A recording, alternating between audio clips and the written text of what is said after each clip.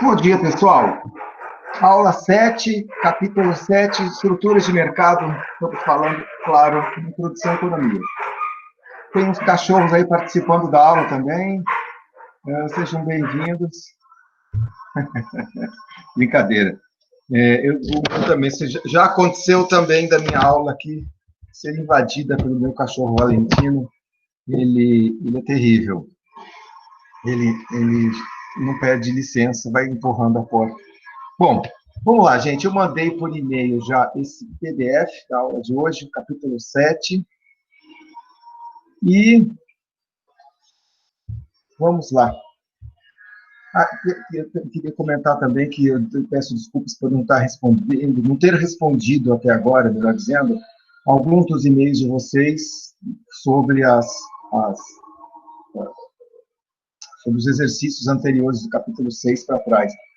Pode deixar que eu vou responder, tá? Eu tive uma semana meio atribulada aí por conta de vida médica, enfim, vamos lá. Capítulo 7, então, estruturas de mercado, seria o capítulo 7 do livro Análise Econômica, que eu também passei para vocês faz bastante tempo. Hoje nós vamos falar sobre as estruturas de mercado, daquelas 4 estruturas de mercados que nós comentamos lá atrás. Bom, até agora, capítulo 3, 4, 5 e 6, nós assumimos uma estrutura de mercado de competição perfeita, certo? Agora, hoje, nós vamos falar sobre as outras estruturas de mercado da competição imperfeita, que são as outras 3, monopólio, oligopólio e concorrência monopolística.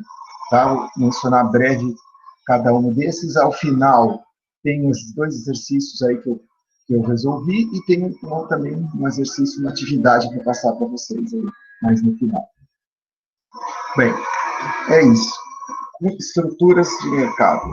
Competição perfeita, que é o mercado competitivo, e a competição imperfeita, que são as outras 3 estruturas de mercado que a gente mencionou lá atrás, no capítulo 2, ou seja, o monopólio, o oligopólio e a concorrência monopolística. Então, vai. O mercado competitivo, basicamente, ocorre quando você tem simultaneamente essas 2 características. Primeiro, quanto ao número de concorrentes no mercado. Existem muitos compradores e muitos vendedores no mercado de concorrência perfeita. Nesse sentido, nenhum deles consegue afetar o preço, justamente porque são muitos. A ideia é que se um comprador quer comprar por um certo preço, digamos, R$10, e alguns dos fornecedores no mercado competitivo aumenta o preço para R$10,50, existem tantos outros competidores oferecendo ainda a R$10 que não teria motivo pelo qual o comprador comprasse desse que está pagando o preço maior, a não ser que tivesse na característica do produto alguma coisa que o diferenciasse, mas aqui nós estamos assumindo 2 coisas, muitos compradores e vendedores. E a segunda coisa é exatamente isso, que o produto é homogêneo, ou seja, independente de quem o produz, eles têm as mesmas características. Por exemplo, soja, alface, tomate, produtos que têm a mesma característica não são diferenciados. Tá? Agora, se existe diferenciação de produto, aí já é uma outra questão. No mercado competitivo, muitas empresas fornecedoras, muitos competidores, e 2, produto homogêneo. Agora eu vou falar de um outro ponto, daqui a pouco, mais em detalhe, que é a ideia de quão difícil é entrar num certo mercado, enquanto produtor. É o conceito de barreiras à entrada. Né? Daqui a pouco eu vou mencionar em mais detalhes, mas antes disso, eu vou dizer aqui que na competição perfeita, não há, ou praticamente não há, barreiras à entrada. Tá? A ideia de barreiras à entrada é que características de um mercado que impede a livre entrada de empresas no setor. Então, uma barreira à entrada pode ser algo que impeça de uma empresa entrar num certo mercado. Por exemplo, investimentos muito altos, né, impedem que eu, por exemplo, se eu quiser criar uma empresa, eu entre no setor de mercados de automóveis. Nesse sentido, eu entraria, se eu tivesse que entrar produzindo automóveis, eu teria que investir R$ 1 bilhão para montar uma fábrica de automóveis populares, né, ou automóveis compactos. E essa é uma barreira entrada, né, porque investir R$ 1 bilhão logo de cara não é qualquer um que tem. Então, a ideia de barreira entrada é que ela impede a entrada de empresas do setor. Eu volto aqui daqui a pouco falar sobre isso, tá? Mas o ponto é que no mercado competitivo as barreiras de entrada são muito baixas. Então, um produtor de produtos hortifruti grangeiros, por exemplo, sei lá, produção de rúcula ou de alface, né? O investimento que você tem para entrar é muito menor, relativamente baixo. Então, é praticamente como se não houvesse barreira de entrada. Ou então quem um vendedor de cachorro-quente na esquina, que nem temos ali aquele vendedor de cachorro-quente ali perto da Unifesp Osasco, né? O investimento que ele tem ali para montar, para movimentar aquele negócio é baixo, né? Só, por exemplo, o custo daquele carrinho, que não passa de uns 5 mil reais, 5, 10 mil reais, e o gasto com os insumos para produzir o cachorro-quente. Então, nesse caso, praticamente não há barreiras à entrada. Então, é isso o mercado competitivo. Lembrando da aula de custos, que é a aula passada, o conceito de receita. A ideia da receita é aquilo que eu recebo pela venda dos produtos. Então, nada mais é que a receita total é o preço do produto que eu consigo vender, vezes a quantidade de produtos que eu vendo a aquele preço. Então, receita é preço vezes quantidade, o PQ. Certo? Até aí, tudo bem. Vocês já viram. Agora, a receita média, tudo que é médio é o total dividido pela quantidade. Né? Então, uma receita média é toda a receita que eu tenho dividida pela quantidade. Mas, como acabamos de ver que a receita total é preço vezes quantidade, P vezes Q dividido por Q, você cancela Q com Q e você tem o preço. Então, a receita média, quando estamos falando, que ainda estamos falando de empresa competitiva, tá? A receita média você cancela o Q com o Q e, assumindo que o preço é constante, porque é uma empresa competitiva, eu não consigo afetar o preço, né? Então, o preço é constante, Q com Q cancela e fica P. Então, a receita média numa empresa competitiva é igual ao preço, igualzinho ao preço. Isso vai ser diferente quando você fala dos outros mercados, né? Por exemplo, o mercado de oligopólio ou monopólio vai ser diferente. Então, aqui, na empresa competitiva, que ainda estamos falando sobre eles, sobre as empresas competitivas, a receita média nada mais é igualzinha ao preço. Então, se eu vender vários cachorro-quentes ou um cachorro-quente, em média, eu vou receber o preço por produto. E a ideia de receita marginal? Antes de falar de receita marginal, queria só mencionar rapidinho que existe a ideia de custo marginal, que é aquilo que nós falamos na semana passada. Custo marginal é uma variação, se eu aumentar um pouquinho a quantidade, de quanto me aumenta proporcionalmente o custo, certo? A ideia da receita marginal é mais ou menos a mesma. Se eu aumentar um pouquinho a quantidade, de quanto me aumenta a minha receita total? Ou seja, se eu produzir mais ou se eu produzir menos, quanto que varia a receita total? Então, a receita total, variação na receita total, esse triângulo aí, a delta, né, variação na receita total dividido pela variação na quantidade.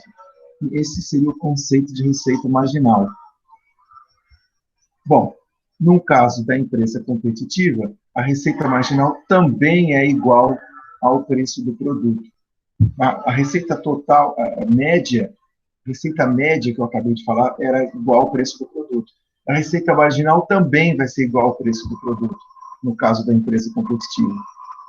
Bom, temos aqui um exemplo de uma tabelinha onde você vê aqui quantidade de produtos, desde 1, 2, 3, 4 até 8, e o preço em cada uma desses, de quanto que você produzir. Quantidade de 1, o preço é 6. Mas na empresa competitiva, o preço é sempre o mesmo. Então, 2, preço 6. Se você produzir 8, o preço é 6. Lembre-se, na empresa competitiva, eu não consigo influenciar o preço. Nesse sentido, a receita total é P vezes Q. Então, como multiplicar a coluna 1 pela coluna 2. 6 vezes 1 igual a 6, 6 vezes 2 igual a 12.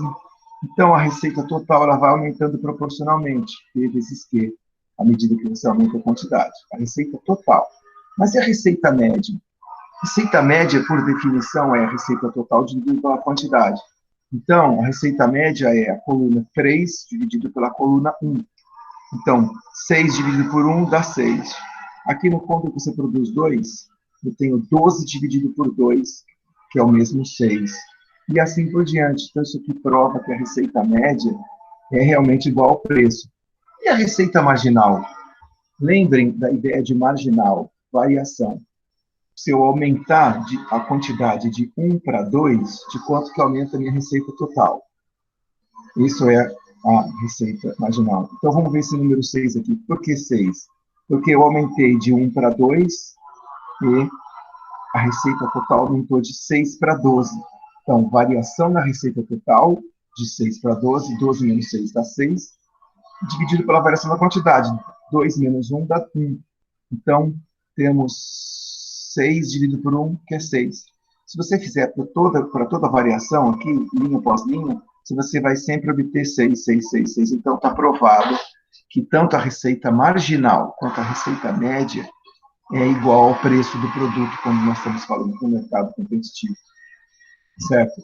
E como que eu maximizo o lucro? Bom, vou lembrar um pouco da aula passada também de custos. Eu mostrei para vocês, né, que tinha um ponto lá, onde você, lembrando que lucro é receita total menos custo total. Tudo bem. Eu mostrei para vocês que tinha um ponto lá na curva de custos, no qual você minimizava o custo, né? Que era o ponto onde duas curvas se cruzavam. A curva de custo total e a curva de custo marginal. Aqui, eu ainda, naquele ponto, como minha receita era constante, né, o ponto que eu tivesse o menor custo ia ser o lucro máximo. Então, do ponto de vista de custos, aquilo lá mostrava a maximização do lucro. E do lado aqui da receita, como é que eu faço para maximizar o lucro? Do mesmo jeito, a gente vai ver que para maximizar o lucro, maximizar a diferença entre receita total e custo total. Ora, receita total é isso aqui. O custo total vem lá da outra aula, da aula anterior. Então, como que a gente faz isso? Bom, olha aqui, aquele exemplo numérico, eu acho que é o exemplo da padaria do Joaquim. Eu trouxe de lá os dados de custo, aqui, custo total. E a receita total, nós acabamos de ver na tabela anterior. Então, eu coloquei aqui quantidade, e eu só coloquei o preço a cada quantidade. Lembrando que o preço é constante no mercado competitivo, então o preço é sempre 6. Lucro. Dá uma olhada no lucro. Se eu não produzir nada, meu lucro é receita é 0, porque eu não produzi nada, e o custo é 3. Então, 0 menos 3 dá menos 3. Se eu produzir 1, eu tenho receita menos custo, dá quanto? 6 menos 5. 6 menos 5 dá 1. Então, eu tenho um lucro agora positivo. E esse lucro vai aumentando até que ele chega nesse ponto de 7 aqui. Ó. A partir da quantidade igual a 6, o que acontece? A minha receita ela sobe, só que o custo ele sobe mais que proporcionalmente, e aí a diferença desse com esse começa a ser menor do que antes. Ou seja, ainda é positivo nesses casos aqui, mas é menor do que antes. Então, note que, olhando essa coluna de lucro aqui, tem esse ponto no qual meu lucro é de R$7, que é a quantidade igual a 4 e a quantidade igual a 5. Certo? Como saber, então, o ponto de lucro máximo? Então, vejam a diferença entre receita marginal, as colunas receitas marginal e custo marginal que eu coloquei aqui. Receita marginal, já definimos agora há pouco. Variação na receita total menos variação na quantidade, quando você aumenta a quantidade em uma unidade, certo? Então, olha, delta RT sobre delta Q.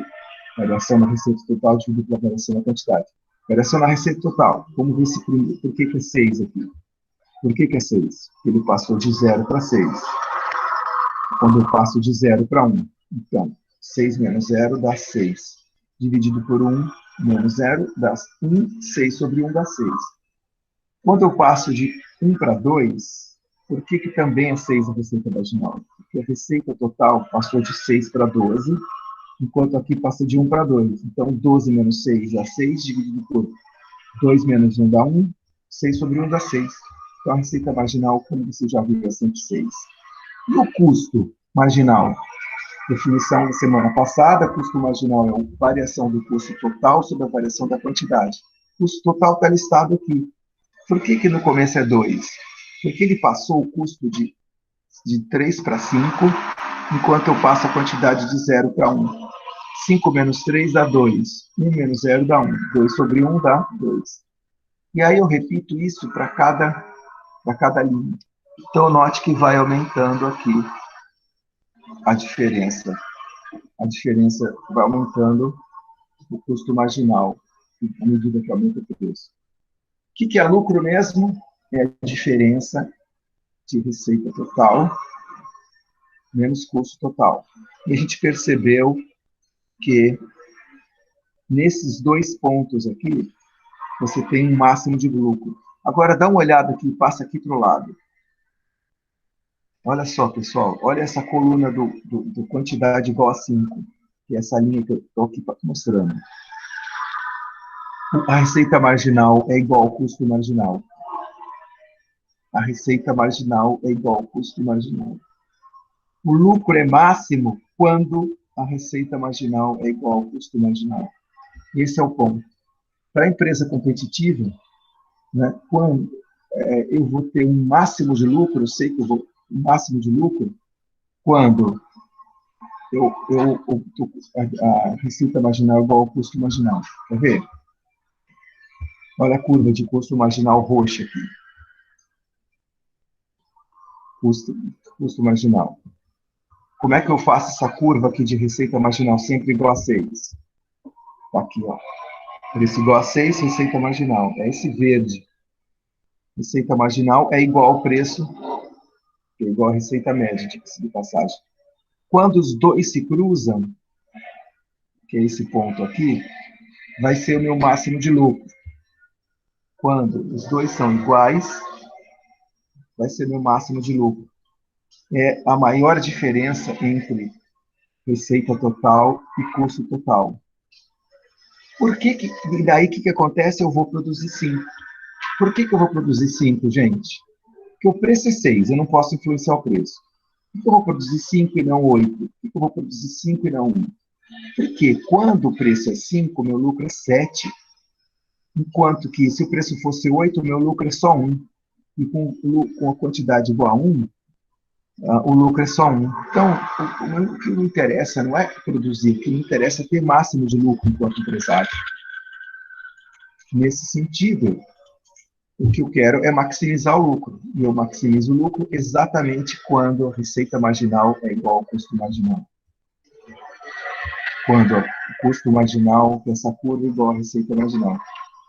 Nem precisa memorizar toda essa ideia dos gráficos, basta entender isso que eu escrevi aqui. Ó. Quando a receita marginal é maior que o custo marginal, compensa produzir mais.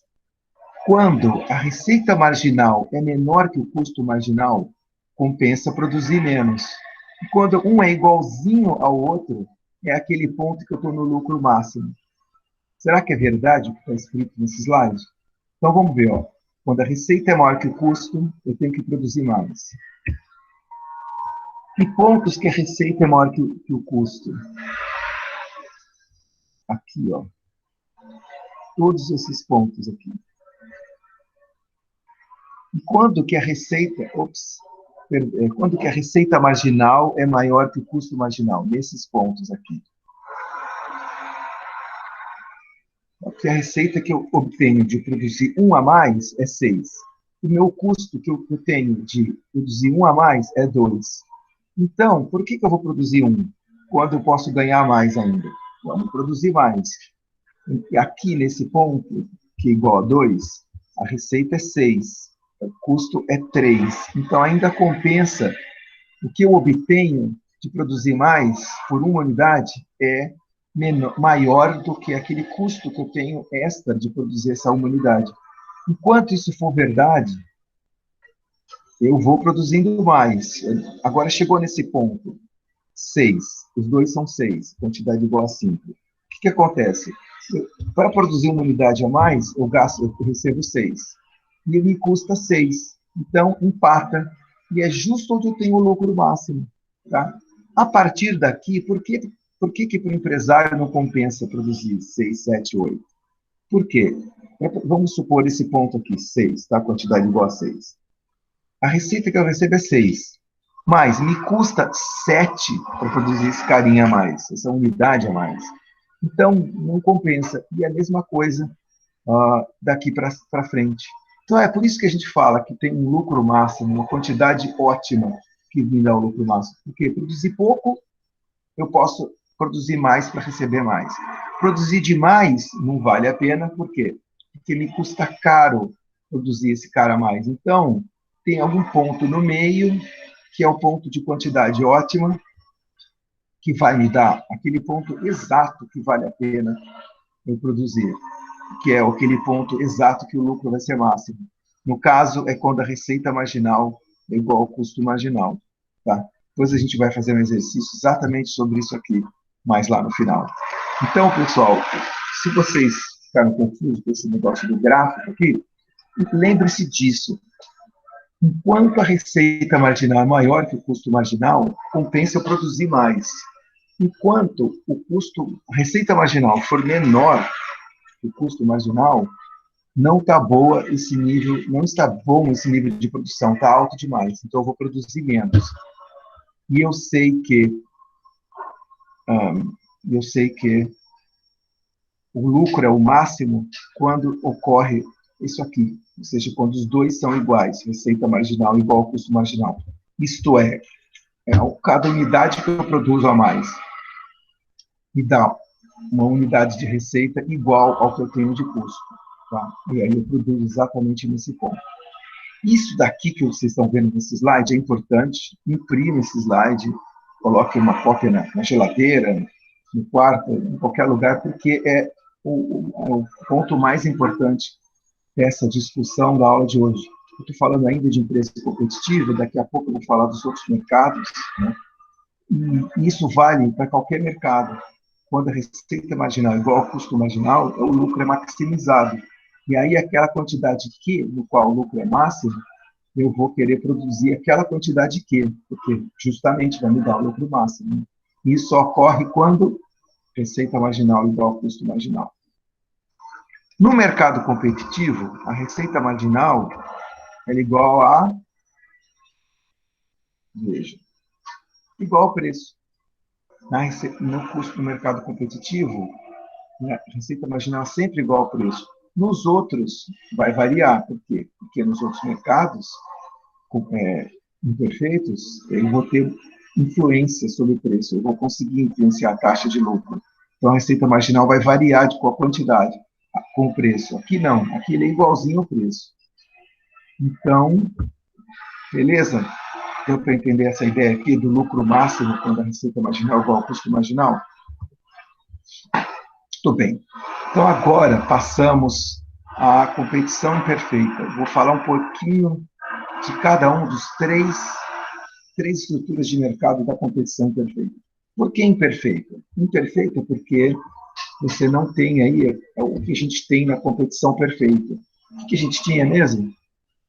Várias empresas produzindo e produto homogêneo. Se uma dessas condições não se verificar, eu vou ter competição imperfeita. Por exemplo, se eu tiver poucos compradores também, mas se eu tiver poucos vendedores, produtores, já é competição imperfeita. Se eu tiver um produto que é diferenciado, já falamos bastante sobre produto diferenciado, vamos ter competição imperfeita. Não necessariamente vamos ter os dois, mas se tiver uma dessas condições, uma ou outra, já é competição perfeita. E o interessante também é que tem mais uma novidade agora, tá? Sobre o que a gente já viu agora no capítulo 2. A questão das barreiras à entrada. O que acontece? Tipicamente, nos mercados de competição imperfeita, existem barreiras à entrada. Tá? Então, nesses três tipos de mercado, monopólio, oligopólio e concorrência monopolística, existe essa condição de poucas empresas, ou produto diferenciado, ou às vezes até os dois, mas existe também essa nova condição que é a existência de barreiras à entrada. O que vem a ser barreiras à entrada? Barreiras à entrada é uma característica no qual é difícil a entrada de empresas naquele setor. Algo impede a entrada de empresas no setor. Tá bom? Então, essa é a ideia de barreiras à entrada. Tá? Então, lembrando que agora é isso, tem aquele ponto dos poucas empresas, ou uma empresa, no limite, produto diferenciado e altas barreiras à entrada, que eu já vou falar mais sobre isso daqui a pouco. Então, agora, qual a diferença entre monopólio e oligopólio, pessoal? Monopólio, uma empresa só. Poucos. Oligopólio, poucas empresas no setor. Concorrência monopolística, bastante empresas, só que cada uma delas com o seu produto diferenciado. Então, nessas três estruturas de mercado vai existir algum tipo de poder de mercado no qual a empresa vai poder influenciar o preço. Tá certo? Lembrando aquela discussão lá atrás do capítulo 2. Beleza. Monopólio. Uma empresa só. Muito bem. A ideia de que não tem substitutos próximos. Tá? Então, o monopolista, às vezes, ele é uma empresa só, mas você tem outros substitutos, tá? Para aquele produto. É o único que produz aquele tipo de produto, portanto, monopolista, mas se existir substitutos próximos, alguma coisa que possa ser igual àquele produto, ou bastante parecido, então não vai ter mais monopólio. Então, o monopólio ele fica caracterizado quando você tem realmente uma empresa só e aquele produto não dá para ser substituído. Você tem que comprar daquela empresa. Monopólio, então, é isso. Monopsônio é um caso mais raro, mas é o caso quando existe um só comprador. Tá? Para alguns produtos, você tem aí vários fornecedores, mas só uma empresa compra tudo. Então, é o caso do monopsônio. Mais raro, mas também existe. Então, agora sim, barreiras à entrada. A ideia de que ela impede a livre entrada de empresas. Por que ela é importante, a barreira à entrada? Justamente por isso, porque ela é uma das fontes de poder de mercado para as empresas. Uma das coisas que dá poder de mercado. Por quê? Vejam vocês, já pensou se qualquer um de nós aqui pudesse montar uma fábrica de automóveis? Então seriam, sei lá, quase 200 milhões de brasileiros, cada um com a sua fábrica de automóvel, porque não tem barreira à entrada, então cada um produz e sai concorrendo. Olha que o nível de concorrência que seria altíssimo, né? Então, nesse sentido,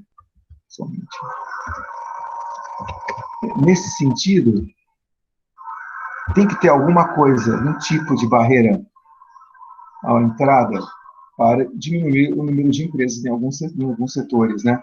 E aí, quais são essas coisas que são barreiras à entrada que enfim, impedem a livre entrada de empresas?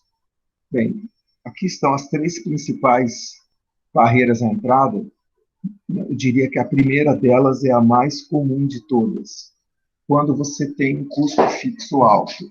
Vocês lembram sobre a definição de custo fixo da semana passada? É aquele custo que, independente de quanto você produz, entendo que ele é um custo, né? Ele é um custo que no que não varia com a quantidade produzida. Por outro lado, os custos variáveis, né? É outra coisa, varia outra quantidade. Por que custo fixo alto é uma barreira de entrada? Porque imagina você, olha só a produção automotiva. A fábrica de automóveis, com tudo junto, né, com a obra e mais as linhas de montagem, as linhas de produção, custa, como eu disse, próximo a R$ 1 bilhão. Então, esse é um custo fixo que eu tenho que investir, independente do número que eu produzir de automóveis. Então, quem é que tem aí sobrando R$ 1 bilhão para fazer esse investimento? Poucas empresas, poucos grupos de pessoas podem fazer isso, né? Por quê? Porque é um custo fixo, a fábrica é um custo fixo, e altíssimo no caso, né? Então, o que acontece é que vai ser difícil as empresas entrarem num setor que tem custo fixo muito alto, né? Então, vejam vocês que o custo fixo, ele dá o que a gente chama lá de economias de escala. Não sei se vocês lembram, no finalzinho da aula passada, a gente falou sobre economias de escala, deseconomias de escala e retornos constantes de escala. A ideia de economia de escala é simples, tá bem simples mesmo. Quanto mais você produz, menor é o custo médio. Tá? Menor é o custo médio. Por exemplo, esse caso do automóvel aí. O custo total é o custo fixo mais o variável. O custo médio é o custo total dividido pela quantidade. Então, quanto mais eu produzir, mais eu vou abater esse custo fixo que tem no começo. Então, vamos supor, 1 bilhão de automóveis. R$ 1 bilhão é o custo fixo. E suponha que o custo variável é R$ 1. Não é, mas é bem pouco. Mas vamos supor que seja. Então, 1 bilhão mais 1 dividido pela quantidade. Se eu produzir cada automóvel vai me custar R$ 1 bilhão e R$ 1, certo? Agora, se eu produzir 1 milhão de automóveis por ano, divide 1 bilhão mais 1 milhão sobre 1 milhão. O custo fixo, o custo já é o custo médio já é bem menor, né? Então, a ideia aqui é que você tem que produzir mais, porque eu tenho economias de escala, né? Eu produzo mais, eu rebato ou amortizo uma parte desse custo. Então, quando existe custo fixo muito alto, quanto maior esse custo fixo, mais a tendência de terem poucas empresas num certo mercado, não é verdade? Por quê? Porque poucas empresas, pouca gente tem capacidade de investir esse custo fixo aí, né? Custo fixo alto demais. Então, 1 bilhão é uma coisa. 1 milhão já é bastante, mesmo assim, mais gente vai poder investir num setor cujo custo fixo é 1 milhão. Vai diminuindo, por exemplo, um custo fixo de R$ 10 mil. Aí já bastante gente consegue investir R$ 10 mil, né? Então, aí já a barreira de entrada vai diminuindo cada vez mais. Então, lembre-se que custo fixo alto é a principal fonte de barreira de entrada. O que é o monopólio natural? O monopólio natural é um certo setor, quando o custo fixo é tão alto, mas tão alto, e não compensa você fazer com que tenha concorrência nesse setor, porque o custo fixo é muito alto e esse custo é melhor que uma empresa só incorra nisso e detenha naturalmente o monopólio, sendo controlado, obviamente, por alguém. Por exemplo, setor de eletricidade. O custo fixo de você colocar essas linhas de transmissão, mais os geradores, que nem a Itaipu, que gera energia elétrica, né? E mais o custo de distribuir para as residências, é tão alto, mas tão alto, que imagine se eu tivesse duas empresas fazendo isso. Pensa duas. Eu ia ter que ter duas Itaipus, duas linhas de transmissão que traz de Itaipu até, por exemplo, São Paulo, e aí duas redes elétricas, de energia elétrica, em São Paulo concorrendo. Tá? Não compensa, é um custo fixo muito alto. Não ia, pelo número de pessoas que usar energia elétrica, o preço ia acabar saindo alto demais, tanto para uma empresa quanto para outra. Então, compensa você deixar para uma empresa só tomar conta, e aí você controla essa empresa de algum jeito, de modo que o poder de mercado dela, que ela tem naturalmente, porque vai ser um monopólio natural, você, de algum modo, controle isso. Tá? Então, no caso da energia elétrica, como que funciona? Em São Paulo, município de São Paulo, só tem uma empresa, que é chamava CPFL, né? Agora, CPFL, agora, não, chamava Eletropaulo, agora é aquela empresa italiana que comprou Enel. Então, a Enel, o que acontece? Ela é privada, ela teria poder de mercado porque é uma empresa só que ela é controlada por um órgão de governo, depois a gente vai falar um pouco sobre isso, né? E esse órgão de governo vai falar, olha, o preço máximo da energia elétrica que você pode cobrar é tal. Então, aí funciona melhor como monopólio natural. Tá? Então, pessoal, é isso. Custo fixo alto é a maior fonte de barreira à entrada e outros setores o custo fixo é mais alto do que outros. Tá? Por isso que vai ter, sei lá, um oligopólio, poucas empresas em alguns setores, e em outros setores só vai caber uma empresa mesmo, que é o tal do monopólio natural. O que mais que causa barreira à entrada? Barreiras criadas pelo governo, por exemplo, uma legislação que o governo coloque, obrigue que seja uma empresa só, que é exatamente esse exemplo que eu mencionei para vocês. Todos os serviços de utilidade pública, tipo luz, água, gás, saneamento, todos esses setores de utilidade pública, o governo cria uma barreira, no caso lei, né, que impede que haja competição e que você vai ter só uma empresa, monopólio natural. De antemão, o governo já faz isso, já coloca essa regra, e aí a empresa que tiver a concessão da luz, ou do gás ou da água, vai ser controlada. Depois a gente fala sobre esse controle. E, finalmente, controle de um recurso escasso. Tá? Quando alguém consegue controlar um insumo, e só essa empresa consegue controlar o insumo, também é uma fonte de barreira à entrada. Os outros não conseguem entrar no setor. Né? O setor de minas de diamante é bem assim. Uma empresa chamada De Beers, ela monopoliza o insumo compra de diamante. E ela processa todos os diamantes e distribui para joalherias depois. Tá? Muito bem. Então, lembrando, custo fixo alto é a principal fonte de barreira à entrada. Beleza. Monopólio. Aqui, o que eu vou mencionar para vocês é que a receita marginal igual o custo marginal vai ser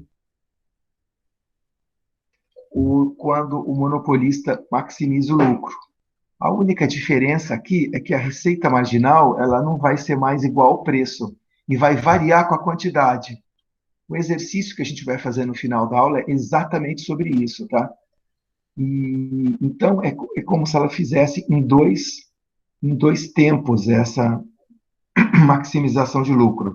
Diferente da empresa da competição perfeita, a monopolista, a receita marginal não é igual ao preço, isso varia com a quantidade, mas eu igualo a receita marginal com o custo e acho a quantidade, tá certo?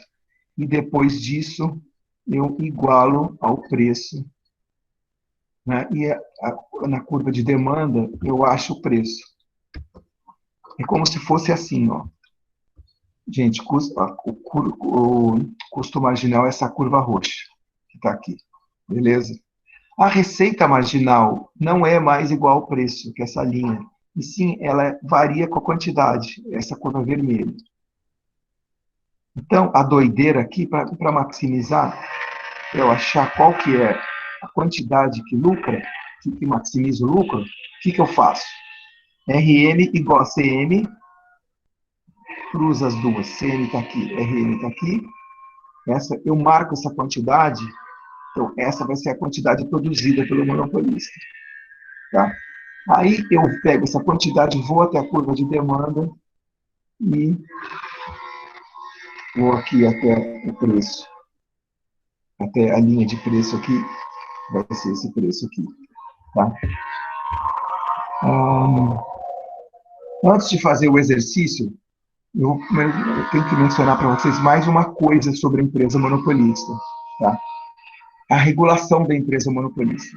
Lembra que eu acabei de falar que, em alguns casos, você tem monopólio natural e a legislação de governo impede, às vezes, que tenha mais de uma empresa no setor, que nem no setor de energia elétrica?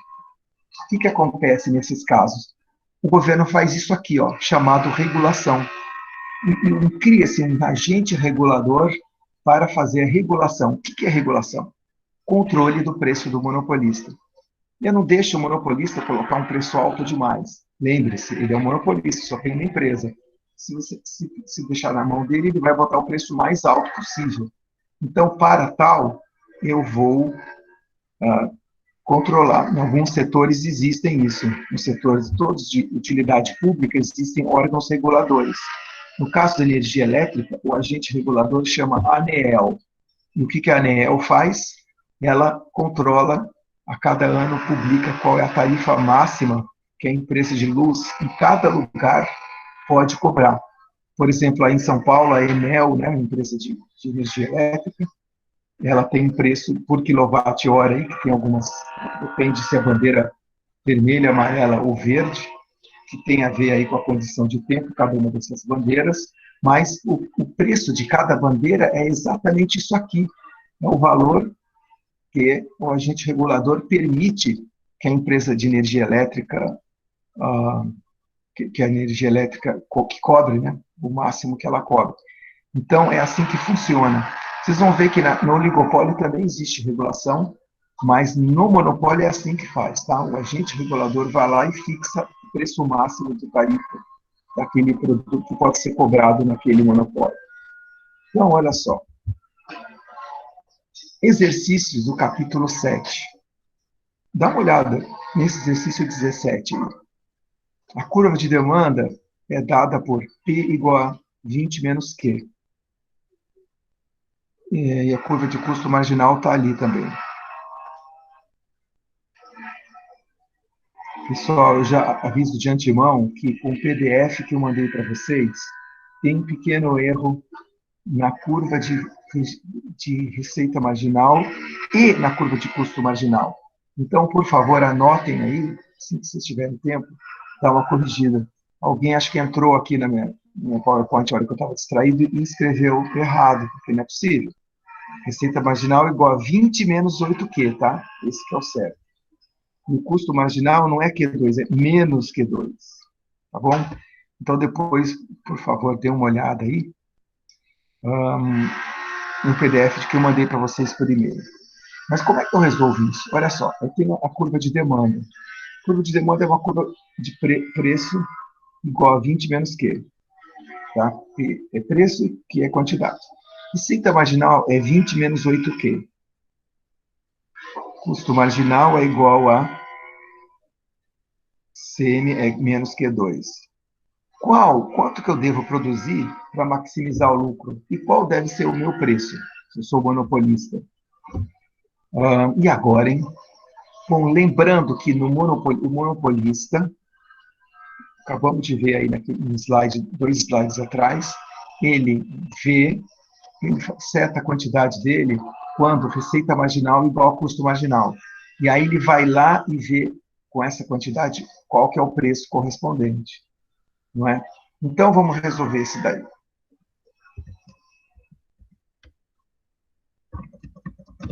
Está aqui. Acho que está dando para vocês verem bem, né?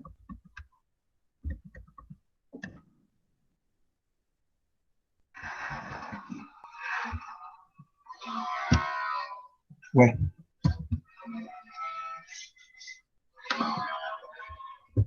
Não, esse aqui é o exercício. Desculpe, gente, pelo amor de Deus. Vamos lá. Então, eu escrevi aqui a curva de demanda é P igual a 20 menos Q, a receita marginal é 20 menos 8Q, e o custo marginal é menos Q ao quadrado. Então, no monopolista, o lucro é máximo quando a receita marginal é igual ao custo marginal. Aliás, sempre a receita marginal é igual ao custo marginal, você tem o máximo lucro. A única diferença é que o monopolista ele tem uma receita marginal que varia E o competidor perfeito, a receita marginal, ela é igualzinha ao preço. Então vamos lá, monopólio. Eu quero saber o lucro máximo, né? Receita marginal igual ao custo marginal. Então, iguala essas duas equações aqui. 20 menos 8Q é igual a menos Q2. Estão vendo aqui? 20 menos 8Q é igual a Q2. Aí você passa o Q2 para o lado de lá. Passa o Q2 para o lado de lá, você vai ter Q2 menos 8Q mais 20 igual a zero. Aí é aquela equação de segundo grau que nós vimos na escola, há alguns anos atrás, né? Você resolve isso com aquela fórmula de Bhaskara lá. O Q vai ser menos B mais ou menos raiz quadrada de B2 menos 4AC, tudo isso dividido por 2A. Aí você vai achar essas dois valores. Quantidade menos 2, quantidade mais 10. Bom, quantidade negativa não faz sentido, né? Então, desprezo o menos 2 e uso só o mais 10. Então, a quantidade igual a 10. Então, o ponto é que,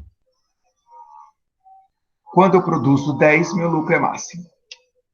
E a outra pergunta era, tá, com esse lucro máximo aí, quantidade 10, quanto que é, qual o preço? Qual que vai ser o preço? E como vocês viram aqui, o preço depende dessa equação de demanda, 20 menos Q.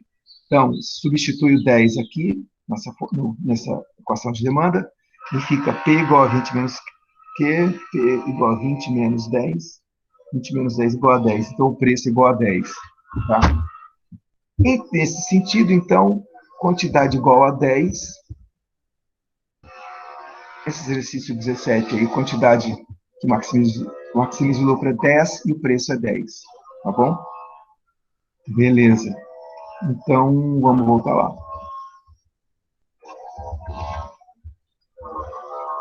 Vou falar agora sobre oligopólio. Oligopólio, poucas empresas em um certo mercado. Então, assim como no monopólio, a gente vai ter barreiras à entrada, só que umas barreiras não tão altas que faça com que, enfim, só uma empresa consiga, né, vale a pena investir naquele mercado. Então, o setor automotivo, você vê aí que está certo que R$ 1 bilhão para fazer uma fábrica não é pouca coisa, né, gente?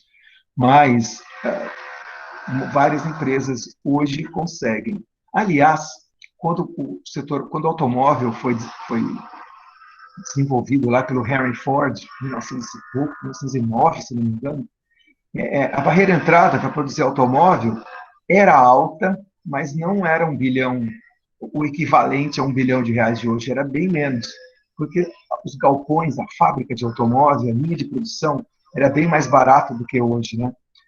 O tempo foi passando e esse custo fixo foi aumentando bastante, sensivelmente, até porque os automóveis foram mudando muito ao longo do tempo, né?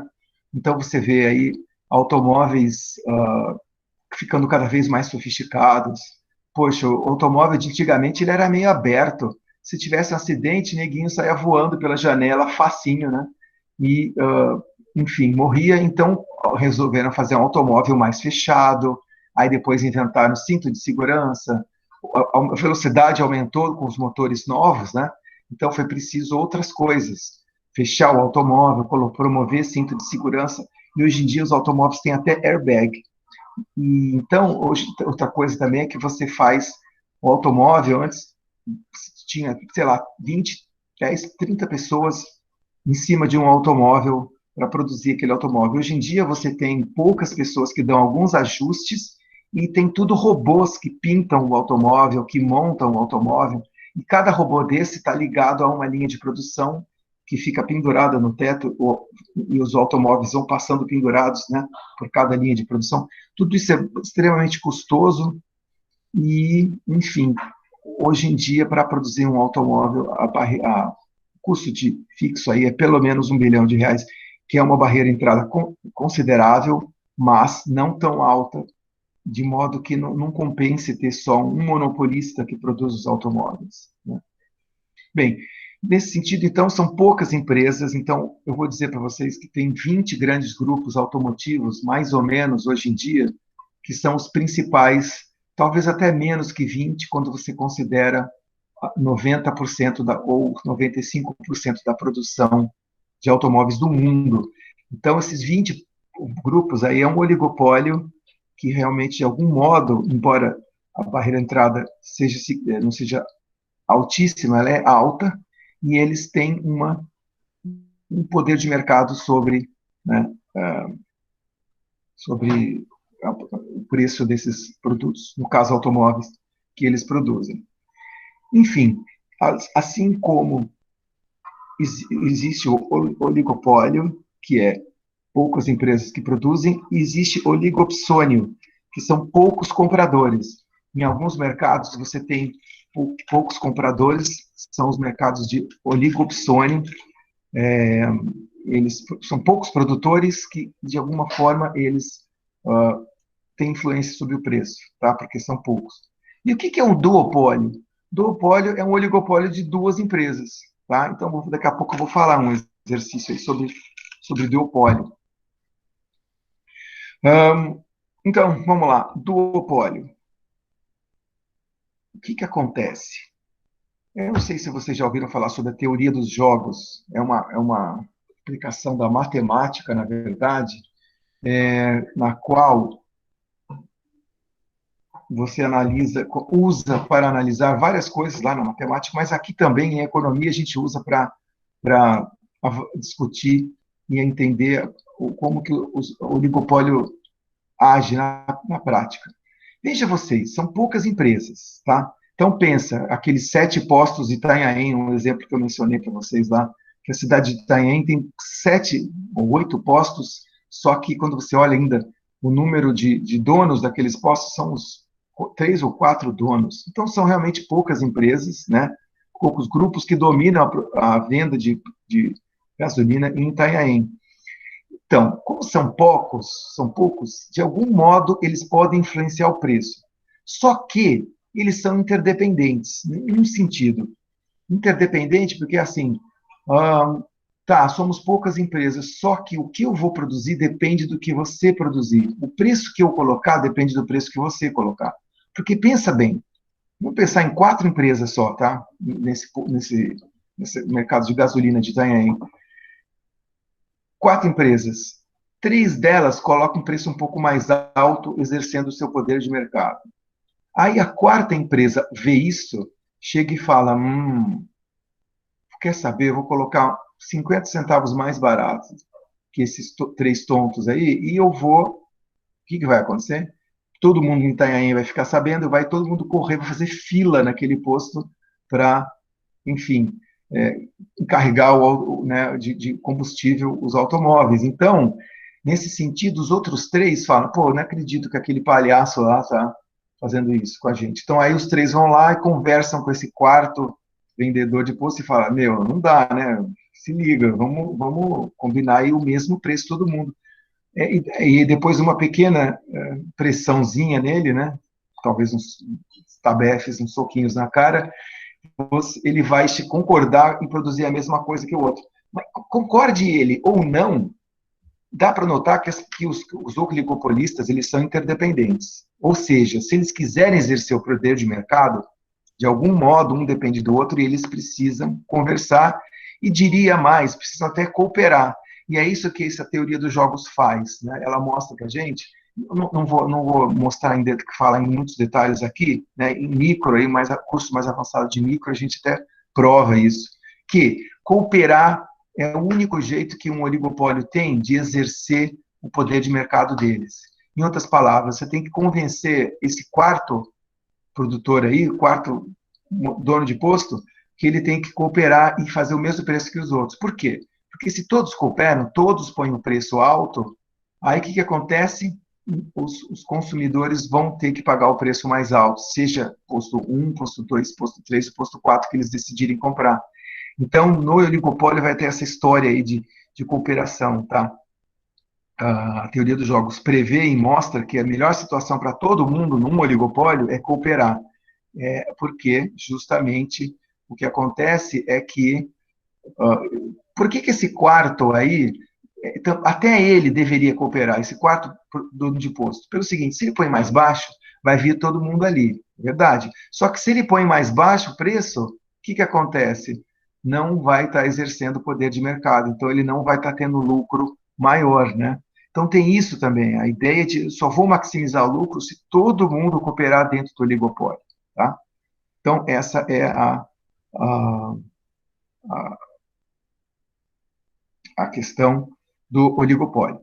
Bom, deixa eu comentar uma coisa rápida aqui sobre maximização de lucros para a empresa oligopolista. Tem que cooperar.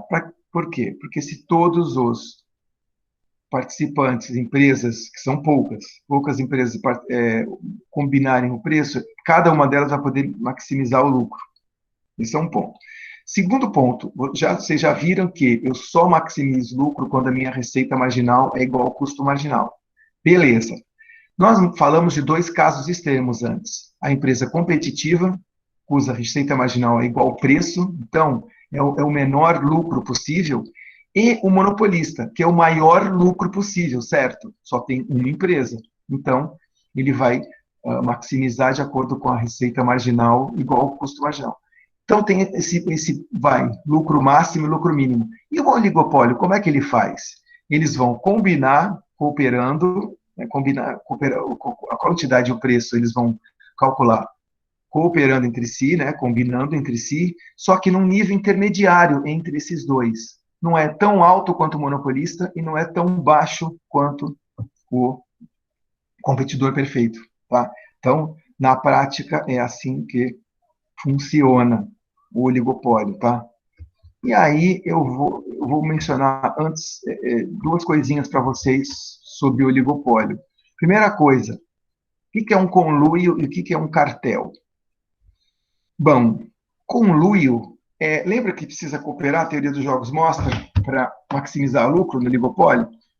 Pois bem, o conluio é essa cooperação, é a forma de cooperação entre empresas oligopolísticas para escolher um determinado preço no qual elas estão exercendo o poder de mercado. Então, quando os 4 cidadãos do posto lá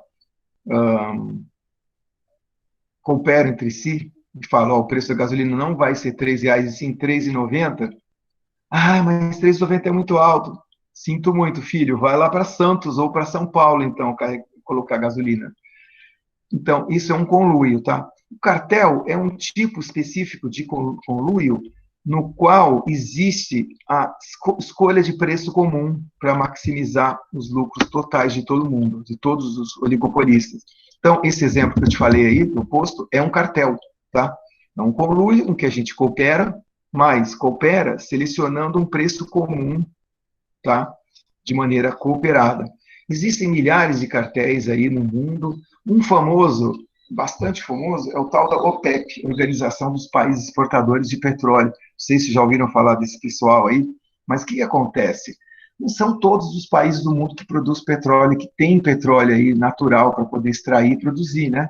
Então, são poucos, olha a palavra, poucos. E esses poucos aí, até um certo momento, não, até um certo momento da história, eles não combinavam preço, não faziam nada. Até que um deles chegou e falou assim, pô, gente, somos poucos países que produzem petróleo. Por que a gente não combina um preço comum do barril de petróleo, hein? E aí aumenta o preço. Pois foi exatamente o que aconteceu em 1973, já existia o OPEP, e os países da OPEP chegaram e falaram assim, quer saber? Acabou essa palhaçada de petróleo a $1 o barril. Nós vamos barbarizar agora. E aí começaram a cobrar, acho que $4 o barril. Putz, você fala, grande coisa, né? Hoje o barril é 30, mas de 1 para 4, quadruplicou, né? Multiplicou por 4. E aí o negócio ficou feio, né? O preço do petróleo quadruplicou. E mais um detalhe, esses poucos países, a maior parte deles não eram os países desenvolvidos, tipo Estados Unidos, os países da Europa, né? Os países mais desenvolvidos consumiam petróleo desse grupo de países, cuja maioria, na época, estavam concentrados na Península Arábica, lá nos países árabes. Então, o que rolou aí? Rolou que eles cobraram fizeram isso, combinaram esses países árabes, R$ 4 o petróleo, quebrou, aí eles ganharam dinheiro a rodo, começaram a nadar em dinheiro, que nem o tio Patinhas, né? Porque tanto que ganharam dinheiro vendendo para o petróleo a 4 vezes mais, e como era um cartel, não tinha como escapar deles, né? E então, como que foi fazer? Como que terminou essa história, para vocês saberem? Olha só, ainda existe o cartel, até hoje, só que mudou bastante pelo seguinte: além desse choque de 73, teve mais um choque do petróleo em 79. Aumentaram mais uma vez o petróleo, o preço do petróleo. Aí os Estados Unidos chegou e falou: no more palhaçada, né? Chega disso. Os americanos, né, que já tinham alguma produção de petróleo no Texas, no sul dos Estados Unidos, começaram a produzir mais no Texas e no mar também, né, no Golfo do México, que chama, né, o mar ali perto do sul do Texas, da Louisiana, da Flórida, começaram a produzir mais petróleo no Golfo do México, primeiro ponto. Segundo ponto, vocês não têm noção de como eram os automóveis americanos na década de 70. Eram enormes, de grande, e eram banheiras. E era assim, bebiam, né, gasolina, né, que é um petróleo refinado, bebiam gasolina a rodo. Pois bem, os americanos foram mudando um pouco o tipo de automóvel que eles utilizavam. Então, aí, final da década de 70, começo de 80, começaram a usar mais automóveis menores. E aí, nesse sentido, esses automóveis menores gastavam muito menos petróleo. Então, o que acontece? Aumenta a produção americana e, dois, diminui o consumo de petróleo, aí demanda e oferta, né, gente? Lembra da demanda e oferta. Caiu a demanda e aumentou a oferta de petróleo, não teve como sustentar aquele preço lá em cima. Então, né, no segundo choque, o preço foi subindo ao longo dos anos 70, no segundo choque chegou a mais de 30, 40. Resultado, nos anos 80, os americanos fizeram isso, né, começaram a mudar mais o tipo de automóvel, importando automóveis japoneses que eram menores também. Resultado, o preço do petróleo foi lá para baixo e quebrou a perna da OPEP. Hoje em dia, o que acontece? Eles são importantes ainda, a OPEP, tenta influenciar o preço, mas não é mais como nessa época aí de você poder quebrar e ficar riquíssimo, né? Eles ainda são ricos, mas não influenciam mais tanto o preço. Por quê? Porque aumentou a oferta de vários países, inclusive países desenvolvidos como o Reino Unido e a Noruega, produzem petróleo no Mar do Norte. E vários outros países não ligados ao PEP, que nem México, Equador, e agora o Brasil, nos anos 2000, né, com o petróleo do pré-sal, eles também, países fora da OPEP, aumentaram a sua produção. Então, aí é como se a OPEP tivesse uma concorrênciazinha aí, né? Então, é isso. Tá, mas então o OPEP é o cartel mais famoso. Mas e aquele cartel dos vendedores de gasolina em Itanhaém? O que a gente faz com eles? Da, neles a gente faz um pouquinho de regulação e de defesa da concorrência, que é o jeito de poder controlá-los. Como assim? Primeiro, faz-se legislação, tornando ilegal você restringir produção e combinação de monopolizar mercado e combinação de preço. Tá? E isso tem que ser fiscalizado também, essa legislação. Essa legislação chama legislação antitrust. E ela é fiscalizada através de uns órgãos de concorrência no Brasil, chamado CAD e SDE. Tá? Então, as agências reguladoras daqueles setores que a gente estava falando antes do monopólio, elas também controlam aí, tentam fazer algum tipo de controle de preços. Então, a ANP, a Agência Nacional do Petróleo, por exemplo, ela publica o preço do petróleo nas várias cidades, nos vários mercados, que é para justamente, se alguém chegar e se sentir lesado, poder, né, acionar a defesa da concorrência e falar, olha, a concorrência aí tá demais da conta. Então, aí as empresas acabam maneirando, né, porque tem legislação que proíbe que elas combinem preço. Então, na teoria, combinar preço lá em Itanhaém é proibido. Se na prática eles fazem, é outra história, né? Mas que é proibido é. E, enfim, é um modo de regular os oligopólios. Para terminar, eu vou falar sobre concorrência monopolística, tá certo? Concorrência monopolística é nossa última estrutura de mercado. Lembra, tem várias empresas que fornecem o produto. Tudo bem, então é parecido, a concorrência é perfeita. Só que cada uma delas, dessas empresas, produz um produto diferenciado, que é substituto, mas não é idêntico ao dos outros. Aquele exemplo que eu tinha dado lá dos restaurantes, tá? Então, restaurante italiano, restaurante francês, restaurante tailandês, existem muitos deles, dão uma baita de uma concorrência, né? Só que alguns desses têm realmente um produto diferenciado. Por exemplo, o restaurante tailandês, ou o restaurante francês, ou o restaurante italiano lá do Terraço Itália. Por que são diferenciados? Por conta de alguma daquelas fontes de diferenciação que a gente mencionou lá atrás no capítulo 2. Sei lá, qualidade, marca, vista, né, amenidades, aquelas coisas que a gente falou. Então, por ser diferenciado, aí eles já conseguem colocar. É como se eu tivesse uma espécie de um mini monopólio, tá? Só eu tenho essa vista de São Paulo com uma comida italiana e tocando tarantela, né? E outras músicas italianas no fundo, né? Nesse sentido, é uma espécie de mini monopólio e eu consigo influenciar o preço, colocar talvez um preço um pouquinho mais alto, tá? Alguns, alguns casos de concorrência monopolística têm barreira de entrada, mas outros não. Então, o restaurante, vejam vocês, tá, eu aqui, com o salário de professor, talvez não consiga montar um restaurante, né, ou sei lá, talvez consiga, mas a ideia é que a barreira de entrada não é tão alta assim para você montar um restaurante, talvez 100, talvez 200 mil reais um restaurante. Claro que restaurante de produto diferenciado, talvez o investimento, o custo fixo seja um pouco mais alto, né? Mas não necessariamente há barreira de entrada aqui, tá certo? Então, eu dei vários exemplos aí de monopólio, tá? Hotéis, livros, venda de CDs, se bem que CD é um produto do passado, né? Disco compacto, hoje em dia está sendo substituído pelo streaming e pela venda de músicas online, né? E o que mais? Automóveis, é oligopólio? Ou é concorrência monopolística? Eu diria que o setor de automóveis está bem na fronteira aí. Por quê? Porque 20 grupos, para algumas pessoas, para alguns mercados, você pode achar até que é concorrência, que é uma concorrência maior, tá? Mas no mundo, talvez em alguns mercados não, né? Por exemplo, no Brasil, até os anos 80, tinham 4 grupos só que produziam automóveis, tá? E a partir dos anos 90, vários outros entraram. Tá? Bom, enfim, ele, na verdade, ele é um oligopólio por causa das barreiras de entrada são maiores, eu diria. Mas também em alguns mercados você pode até dizer que é uma concorrência monopolística, que nem nos Estados Unidos. Os Estados Unidos tem muito, todos os 20 grupos estão lá. Claro, o maior mercado do mundo, né? E vários deles produzem localmente, inclusive. Existem fábricas de automóveis japoneses, coreanos, europeus lá nos Estados Unidos. Né? Então, concorrente, no automóvel nos Estados Unidos está mais para concorrência monopolística do que, por exemplo, aqui no Brasil, que está mais para oligopólio. Beleza?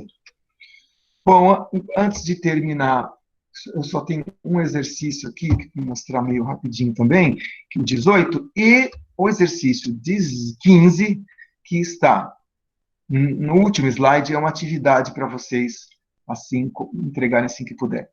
E, pessoal, eu vou respondendo os e-mails à medida que eu puder essa semana, tá? Não consegui responder, eu estava meio acumulado aí. E vou responder essa semana.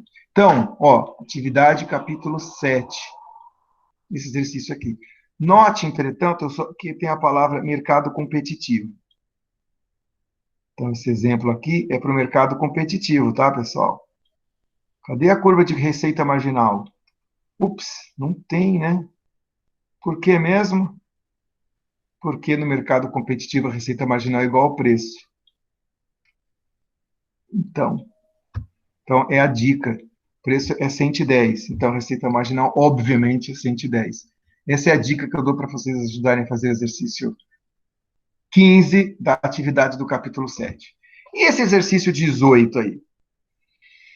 Bom, o exercício 18, eu vou tentar fazer aqui, é um oligopólio, tá?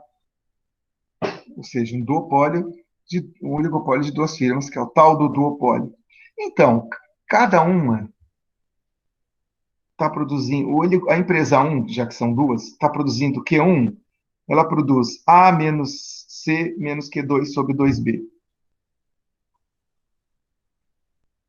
Certo? A outra empresa produz Q2, que é A menos C menos Q1 sobre 2B.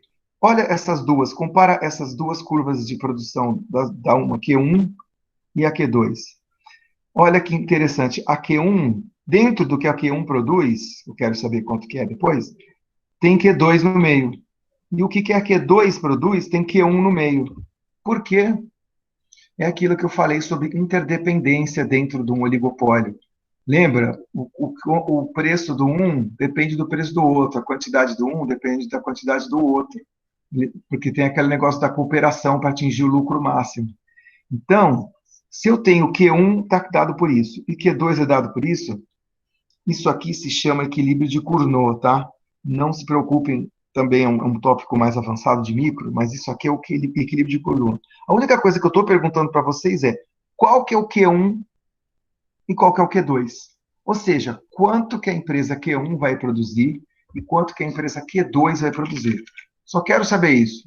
Se chama equilíbrio de Cournot, Nash, não importa. Mas quanto que é Q1 e quanto que é Q2. Dica, Q1 e Q2 são interdependentes. E dá para ver isso porque você vê o Q2 dentro da equação do Q1 e o Q1 dentro da equação do Q2. Bom, eu vou resolver isso aqui e a resposta é mais ou menos essa. Tá?